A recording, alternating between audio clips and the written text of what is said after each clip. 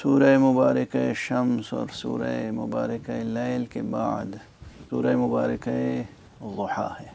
ان تمام سوروں میں ظاہری بھی اور باطنی بھی، لفظی بھی اور معنوی بھی ایک عظیم الشان ارتباط، اتصال، استمرار قائم ہے۔ اور اس سورہ مبارکہ کے بعد جو سورہ ہے سورہ انشراح، بسم اللہ الرحمن الرحیم، الم نشرح لک صدرک ووضعنا عنک وزرک الذی انقض ظہرک ورفعنا لک ذکرک فإن مع العسر یسرا ان مع العسر یسرا فإذا فرغت فانصب وإلى ربک فارغب۔ یہ دونوں سورے بطور خاص سورہ ضحیٰ اور سورہ انشراح یہ ایک دوسرے کے ساتھ تو ایسا انسجام رکھتے ہیں، ایسی وحدت قائم کرتے ہیں کہ ائمہ اہل بیت علیہم الصلاۃ والسلام ان دونوں سوروں کو بمنزلہ ایک سورہ تسلیم کرتے ہیں۔ اور فقہی اعتبار سے ہمارے ہاں یہ فقہ جعفری میں ہے کہ نماز میں سورہ مبارکہ حمد کے بعد چونکہ ایک مکمل سورہ پڑھنا لازمی ہے، تو اگر کوئی شخص سورہ والضحیٰ پڑھے تو لازم ہے کہ وہ سورہ الم نشرح بھی پڑھے تاکہ ایک مکمل سورہ مکمل۔ اس قدر وحدت ہے اور اس کا سبب بہت واضح ہے۔ دیکھیے ویسے تو سورہ والضحیٰ اور سورہ الم نشرح قرآن مجید میں دو سوروں کے طور پر لکھا ہوا ہے، بیچ میں بسم اللہ بھی ہے، لیکن دونوں سورے بطور خاص ذات و صفات و کمالات و اسرار سیرت حضرت مصطفیٰ صلی اللہ علیہ وآلہ وسلم سے متعلق ہیں۔ رسول اللہ صلی اللہ علیہ وآلہ وسلم خاتم النبیین محمد ابن عبداللہ صلی اللہ علیہ وآلہ وسلم۔ حضور کی شان اگر قرآن مجید میں دیکھنی ہو تو پورے قرآن مجید میں جگہ جگہ پر شان رسالت بیان ہوئی ہے، اور ہر سخن ایک مقام سے ہے۔ مثلا سورہ مبارکہ قلم میں نون والقلم وما یسطرون، اس میں جب وہ آیت آتی ہے کہ وَإِنَّكَ لَعَلَىٰ خُلُقٍ عَظِيمٍ، وہ اس کے پہلے کی آیت ہے بلکہ پورا سورہ۔ سورہ مبارکہ انبیاء میں وَمَا أَرْسَلْنَاكَ إِلَّا رَحْمَةً لِلْعَالَمِينَ،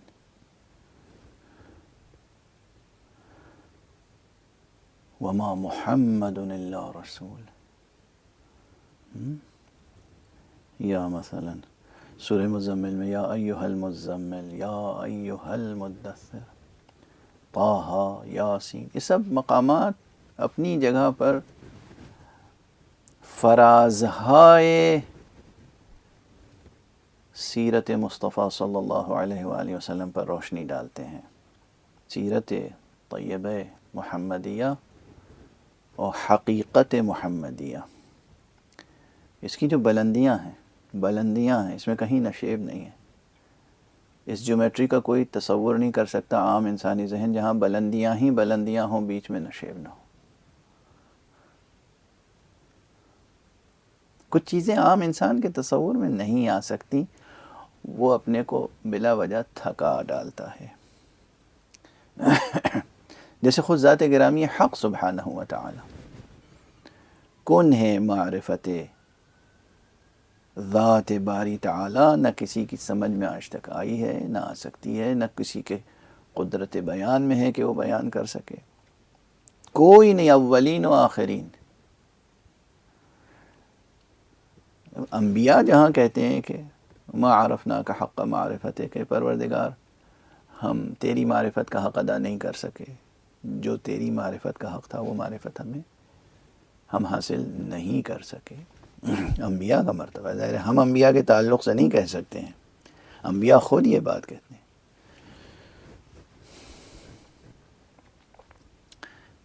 اب آپ یہ سمجھیے جتنا فاصلہ ادھر ہے، انبیاء فرماتے ہیں ذات حق کے تعلق سے کہ ہم سمجھ نہیں سکتے. کیا عظمت ہے ذات الہی کی.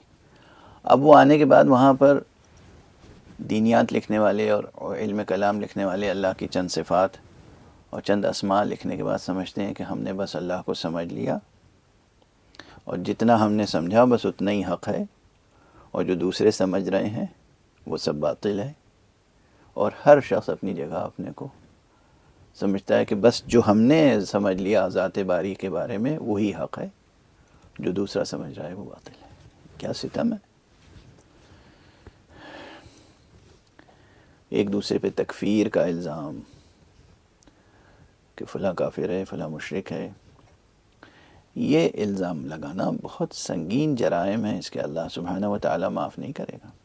جو شخص بھی خود کہے کہ میں موحد ہوں، میں توحید کا قائل ہوں، میں اللہ کو ایک مانتا ہوں، میں لا الہ الا اللہ کہتا ہوں، محمد رسول اللہ کہتا ہوں، کسی کو حق نہیں ہے کہ اس کی تکفیر کرے کہ تم کافر ہو، تم مشرک ہو. اس کے اپنے نظریات ہیں، اس کے اپنے، ہر شخص کے دل کا رشتہ خدا سے قائم ہے، اور کوئی دوسرا اس میں شرکت نہیں کر سکتا، شریک نہیں ہو سکتا، کوئی اس کا محاسبہ نہیں کر سکتا، سوائے اس منزل کے جہاں واضح طور پہ کوئی شخص کہ اللہ ایک نہیں ہے، اللہ میں شریک ہے، اللہ بیوی بچے رکھتا ہے. جیسے کہ پرانی جو میتھولوجیز ہیں، گریک میتھولوجی، انڈین میتھولوجی وغیرہ وغیرہ، اس میں پورے خاندان ہیں دیوتاؤں کے خاندان ہیں، ان کے باپ ہیں، بیٹے ہیں، بیٹیاں ہیں، اور اس میں ہر طرح کا خاندانی جھگڑا جیسے انسانوں میں ہوتا ہے، وہ جھگڑے ہیں خداؤں کے آپس میں، پرینکس ہیں ان کے، نعوذ باللہ من ذالک. اس حد تک کوئی گر جائے تو اس کی اصلاح واجب ہے، وہ مشرک ہے، وہ کافر ہے. لیکن جو شخص کہہ رہا ہے کہ میں لا الہ الا اللہ کہتا ہوں، یہ تعلیم خدا نے قرآن مجید میں پیغمبر اکرم صلی اللہ علیہ وآلہ وسلم کو حکم دیا، اور حضور نے امت مسلمہ کو حکم دیا کہ اگر کوئی شخص تمہارے سامنے سے گزرے اور سلام کرے تمہارے اوپر اور کہے کہ میں مسلمان ہوں، تو تم ہرگز اس کی تکذیب نہ کرو، تم نہ جھٹلاؤ اسے، تسلیم کر لو، اسے پناہ دے دو، امان دے دو. یہ حکم قرآنی ہے. میدان کارزار میں، میدان جہاد میں، ٹکراؤ کی حالت میں اللہ سبحانہ و تعالیٰ یہ حکم دیتا ہے کہ کوئی کہے سلام علیکم تو تم اس کو مسلمان تسلیم کر کے اسے پناہ دے دو. اور ہمارے ہاں ایک دوسرے کو پناہ دینے کے لیے دلوں میں، دماغوں میں گنجائشیں نہیں ہیں. اس کے معنی ہے کہ ہم خدا کی پرستشی نہیں کر رہے ہیں، ہم اپنی انانیتوں کی پرستشیں کر رہے ہیں، اپنی انا کو بت بنا لیا ہے.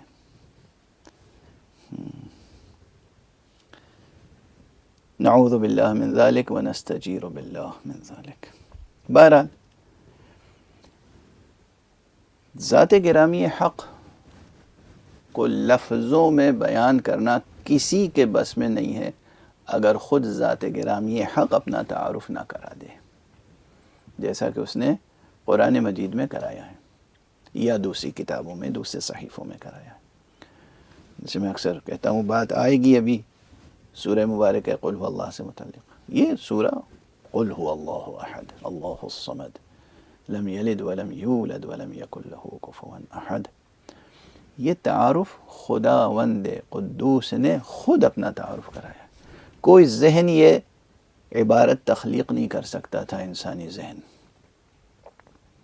یا سورہ مبارک حدید کی شروع کی آیتیں. خیر وہ ابھی موضوع میرا نہیں ہے. میں یہ عرض کر رہا ہوں اس وقت کہ جس طرح حق سبحانہ و تعالیٰ کی کنہ ذات سمجھنا آسان نہیں ہے، اسی طرح سے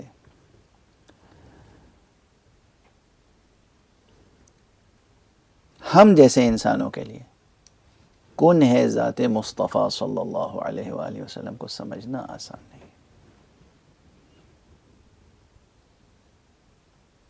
مگر یہ کہ ہم اپنے آپ کو اس حد تک محدود رکھیں جو خود حضور نے اپنا تعارف کرایا ہے، اپنے اہل بیت کا تعارف کرایا ہے، دوسرے انبیاء کا تعارف کرایا ہے۔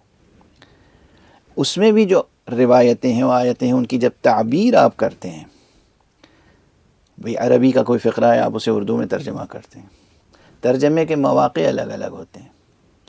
کبھی آپ کلاس روم میں بیٹھ کے درس و تدریس کے لیے ترجمہ کرتے ہیں، کبھی آپ ادبی ترجمہ کرتے ہیں، کلاس روم کے باہر عام ادبی ذوق رکھنے والے، عام دانشور طبقے، عام باسواد طبقے کے لیے، عام اہل علم طبقے کے لیے۔ کبھی آپ ترجمہ کرتے ہیں شعر کے اسلوب میں، تو شعر کی اپنی زبان ہے، وہاں ترجمے کا انداز مختلف ہو جائے گا۔ کبھی آپ خطابت میں کوئی بات کہتے ہیں، خطابت کی اپنی زبان ہے، اپنا اسلوب ہے، وہ درس و تدریس والی زبان خطابت میں نہیں استعمال ہوتی ہے، ہو نہیں سکتی ہے۔ درس و تدریس میں آپ بلند درس و تدریس میں آپ جن اصطلاحوں سے سہارا لیتے ہیں، وہ اصطلاحیں آپ ممبر پہ استعمال کریں تو لوگ اور گمراہ ہو جائیں گے، ان کی کچھ سمجھ میں نہیں آئے گا۔ مراتب ہوتے ہیں، ان مراتب میں تعبیریں مختلف ہوتی ہیں، متفاوت ہوتی ہیں، معنی خیز تعبیریں ہوتی ہیں۔ اگر کسی کی تعبیر آپ کی سمجھ میں نہیں آئی تو آپ اس کی تکفیر کریں گے، آپ اسے کافر ٹھہرائیں گے۔ آپ چاہتے ہیں کسی ایک شخص کی مقلد ہو جائے ساری دنیا، کہ اس کے بس نظریات سب پہ مسلط ہو جائے، تو پھر اجتہاد کا دروازہ بند ہو جائے گا، افہام و تفہیم کا دروازہ بند ہو جائے گا۔ ایک شخص کو بت بنانا چاہتے ہیں آپ، دوسرے بھی تو اشخاص ہیں، دوسرے بھی تو مجتہدین ہیں، دوسرے بھی تو مفکرین ہیں، دوسرے بھی تو اہل فکر ہیں، اور آپ کے علاوہ سب اہل فکر ملحد نہیں ہیں، وہ بھی توحید کا کلمہ پڑھ چکے ہیں، وہ بھی اہل توحید ہیں، لیکن ان کے ہاں جو مصطفیٰ صلی اللہ علیہ وآلہ وسلم اور اہل بیت مصطفیٰ اور انبیاء اور اولیاء کے مراتب ہیں جس کی وہ تشریح کرتے ہیں جس انداز سے، ان مراتب میں اگر آپ کو غلو نظر آتا ہے، لیکن وہ کہتے ہیں یہ غلو نہیں ہے، مرتبہ الوہیت محفوظ ہے، اللہ سبحانہ و تعالیٰ کے دیے ہوئے کمالات ہیں ان اللہ کے مخصوص بندوں میں، جن کمالات کو ہم بیان کر رہے ہیں، تو آپ الزام شرک نہیں دے سکتے۔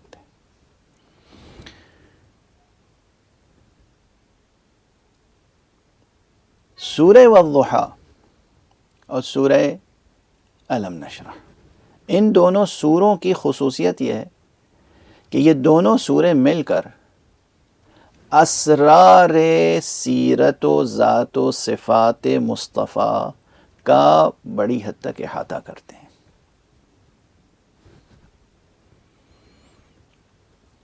اور اسی لیے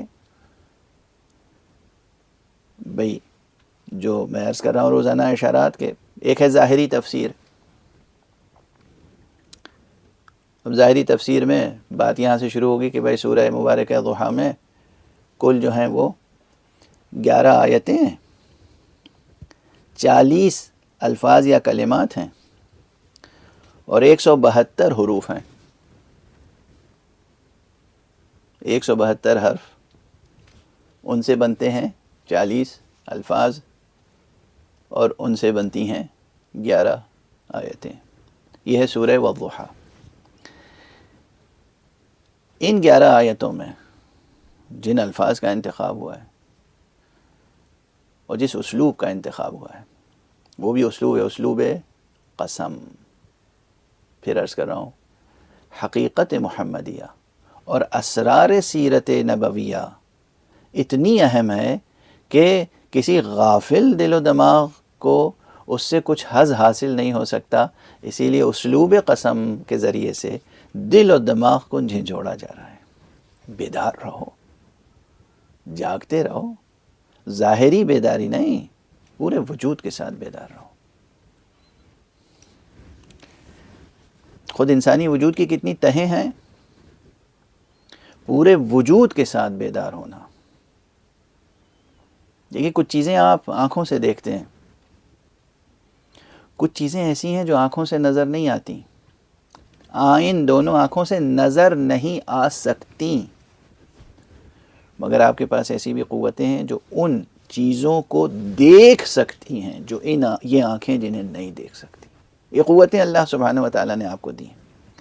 تو اگر آپ کی آنکھ بیدار ہے لیکن وہ قوت بیدار نہیں ہے تو پھر آپ بہت سی چیزوں کو نہیں دیکھ سکتے.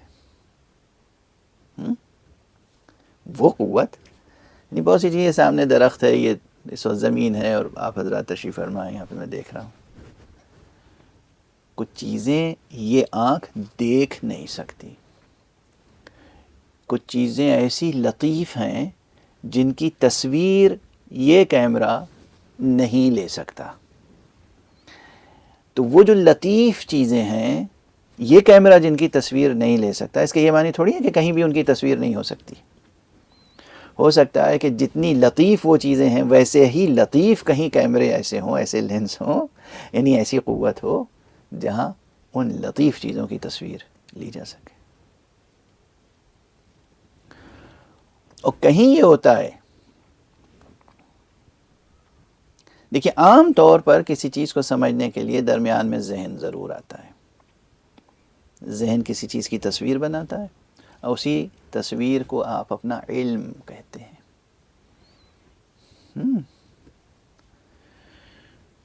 کہیں پر اس کی ضرورت نہیں پیش آتی ہے. جیسے آپ کو آپ کی ذات کا علم، کہیے کہ آپ کی ذات کا علم پہلے ذہن حاصل کرتا ہے، اس کی کوئی تصویر بناتا ہے، پھر آپ کو معلوم ہوتا ہے کہ آپ ہیں. یہ علم حصولی کا مرحلہ آتا ہے درمیان میں؟ نہیں آتا. آپ کو وجداناً معلوم ہے علم حضوری کے طور پر کہ آپ ہیں، آپ کو اپنی ذات کا علم ہے، آپ کو اپنی ذات کا علم ہے. ٹھیک ہے نا؟ یہ علم حضوری کی قوت، علم حضوری کہاں کہاں ممکن ہے اور کہاں کہاں ممکن نہیں ہے.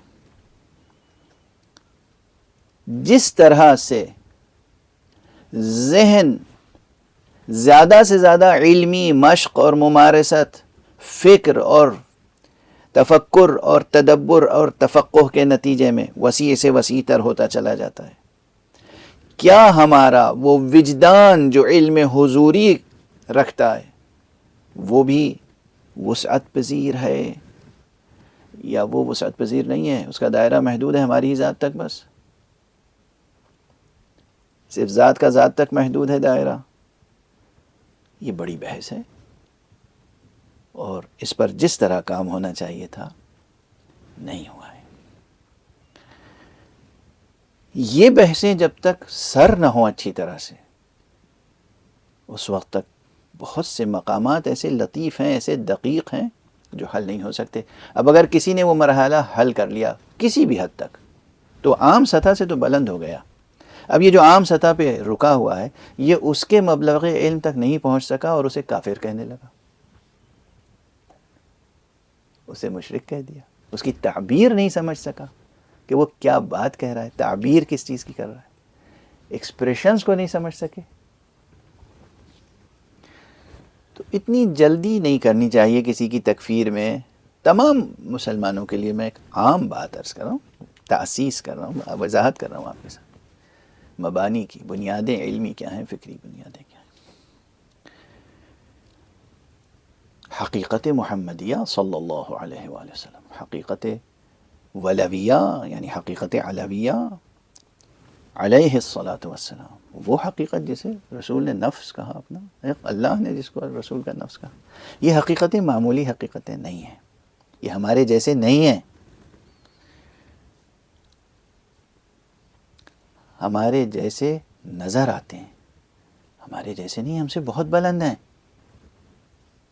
ہم سے بہت بلند ہیں. نہایت نادانی کی بات ہے کہ ہم انہیں ضد کریں اس بات پر کہ وہ تمام تقاضے بشریت کے جو ہمارے اندر ہیں وہ ان میں کچھ تقاضے ضرور ہیں، کچھ تقاضے بشریت کے ہیں، تمام تقاضے بشریت کے ان میں نہیں. آپ اس بات کر سکتے، ممکن نہیں ہے. اپنے تمام نقائص، اپنی تمام کمزوریاں، اپنی تمام مجبوریاں، اپنی تمام معذوریاں، اپنی تمام علتیں، اپنی تمام نارسائیاں، اپنی تمام حدود و قیود کے ساتھ آپ مصطفیٰ صلی اللہ علیہ وآلہ وسلم کو اپنا جیسا سمجھتے ہیں. وائے ہے آپ پر، تف ہے آپ پر. مصطفیٰ بہت بلند ہے صلی اللہ علیہ وآلہ وسلم.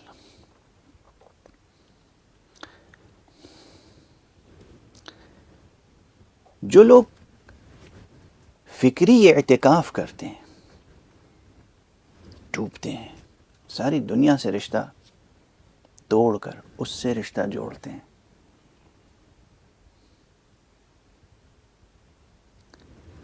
ان پر وہ خود حقیقتیں کھول دیتا ہے. وہ بھی حسب ظرف، ہر شخص کا ظرف الگ الگ ہے. کوئی دو ظرف ایک جیسے نہیں ہیں، کوئی دو ذہن ایک جیسے نہیں، کوئی دو قلب ایک جیسے نہیں ہیں، کوئی دو نفوس ایک جیسے نہیں ہیں. تمام تر مماثلتوں کے باوجود انبیاء کے درمیان تفاضل اور امتیازات موجود ہیں. آدم آدم ہے، نوح نوح ہے، ابراہیم ابراہیم ہے، موسیٰ موسیٰ ہے، عیسیٰ عیسیٰ، محمد محمد ہے صلی اللہ علیہ وآلہ وسلم. اللہم صل علی جمیع انبیائک ورسولک وجمیع ملائکتک المقربین وجمیع الصدیقین والشہداء والصالحین. بہرحال تو اسرار سیرت مصطفیٰ، میں بار بار کہہ رہا ہوں، اسرار سیرت مصطفیٰ صلی اللہ علیہ وسلم، اس کا بڑی حد تک جامع ہیں یہ دو سورے، اس کے بڑے حد تک جامع ہیں، مگر تعمق کی ضرورت ہے. ظاہر الفاظ سے لے کر، ظاہر الفاظ سے جو کچھ مستنبط ہوتا ہے کچھ اس میں باطل نہیں ہے. ظاہر قرآن کو ایز اٹ از، ایک ایک زیر زبر قرآن کا اپنی پلکوں سے، اپنی نظروں سے محفوظ رکھیں، اپنے قلب میں محفوظ رکھیں، اپنے عمل سے محفوظ رکھیں. مگر اس ظاہر کے پیچھے ایک سلسلہ ہے نورانی مطالب کا.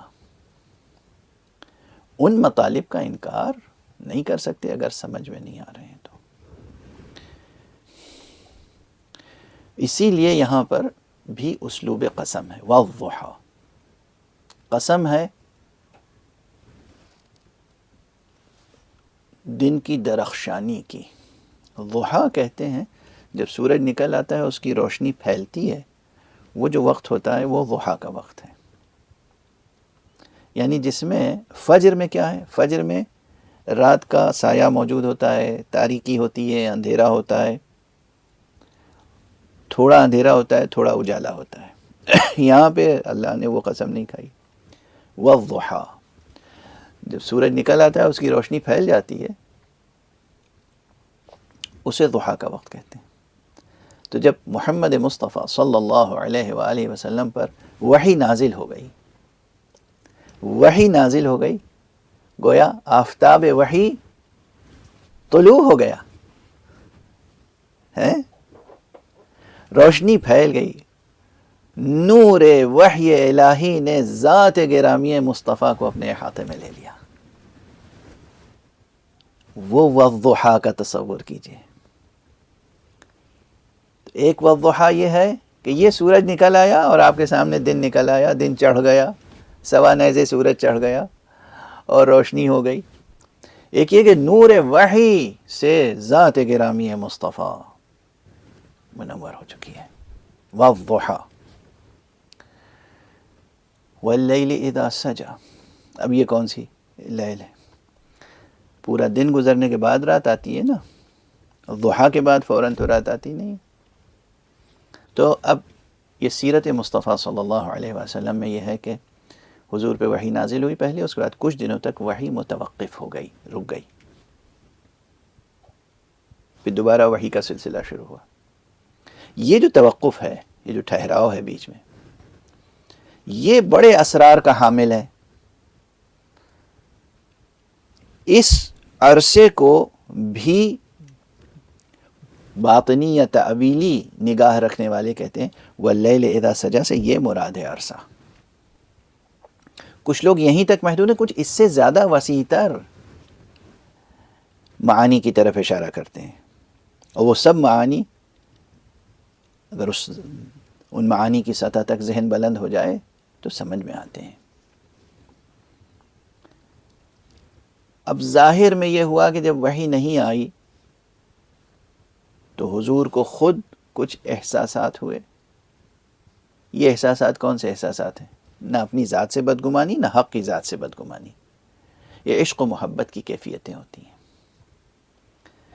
یہ عشق کی کیفیتیں ہوتی ہیں. دو چاہنے والے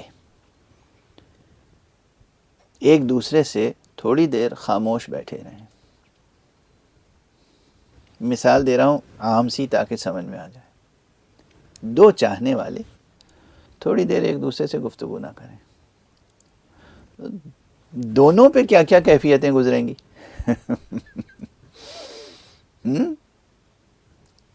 ان دو چاہنے والوں میں اگر ایک بزرگ ہو ایک خرد ہو، ایک کی بزرگی بھی نامتناہی ہو، دوسرے کی بزرگی دوسرے کی خردی، اس لیے کہ وہ مخلوق ہے، اللہ خالق ہے، پیغمبر مخلوق ہے. تو اب پیغمبر صلی اللہ علیہ وآلہ وسلم کے عشق اور عرفان اور قلب اور روح اور سر اور ذہن اور باطن کی کیا کیفیت ہوگی. وہ ایک الگ دنیا ہے. اسی لیے تمام رسولے کے الفاظ کی تعویل دوسرے انداز سے ہوگی وہاں پر. ایک یہ ہے کہ ظاہر میں لوگ اگر کہنے لگیں کہ بھئی ان پہ وحی آئی تھی اب تو آ نہیں رہی ہے، بس ختم ہو گئی، ان کے اللہ نے ان کو چھوڑ دیا، نعوذ باللہ من ذالک، یا ان کا رب ان سے ناراض ہے، نعوذ باللہ من ذالک. ان تمام ظاہر سے باطن تک معاملات کو سمیٹ کر قرآن مجید کی یہ آیت نازل ہوتی ہے، واللیل اذا سجا والضحی واللیل اذا سجا ما ودعک ربک وما قلا. نہ تمہارے رب نے تمہیں چھوڑا ہے اور نہ تمہارا رب تم سے ناراض ہے. اب یہاں ودعک اور قلا دونوں الفاظ کے معنی ظاہری جو ہیں ان ظاہری معانی کی رعایت کے باوجود باطنی معانی کچھ اور ہیں. حق سبحانہ و تعالی پیغمبر سے فرما رہا ہے کہ تمہارے رب نے تمہیں چھوڑا نہیں. یہاں بھی شفقت ہے. اور اب وہ جو دقیق اصطلاحیں ہیں جو استعمال کی ہیں اہل معرفت نے یا اہل تفسیر نے یا اہل تعویل نے، ان سب کو یہاں دہرانا اس وقت آپ حضرات کے سامنے مقصد نہیں ہے. بس میں اس سب کا نچوڑ خلاصہ اپنی اردو میں یہ عرض کر رہا ہوں کہ نہ اللہ نے تم کو جدا کیا ہے خود سے، نہ خود تم سے جدا ہوا ہے. ما ودعک وما قلا. نہ تمہیں جدا کیا ہے نہ خود جدا ہوا ہے. مگر صورتحال یہ ہے کہ وَلَلْآخِرَةُ خَيْرٌ لَكَ مِنَ الْأُولَى. تمہاری حیات میں، تمہاری زندگی میں ہر آنے والا لمحہ جو ہے وہ گزشتہ لمحے سے بہتر ہی ہوگا. قلق نہ کرو، اندیشہ نہ کرو. ہر آنے والا لمحہ، ہر آنے والا لمحہ حضور کی زندگی میں گزشتہ لمحے سے بلند تر ہے.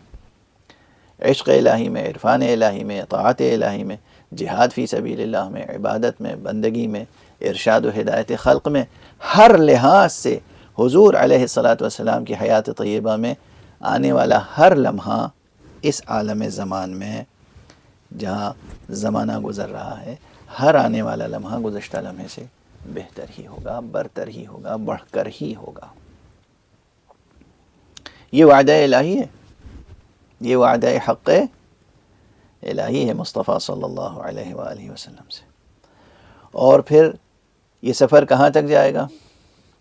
وَلَسَوْفَ يُعْطِيكَ رَبُّكَ فَتَرْضَى. اور قسم ہے اللہ تمہیں وہ عطا کرے گا، ایسا نوازے گا، ایسی نوازش کرے گا، يُعْطِيكَ عطا کرے گا.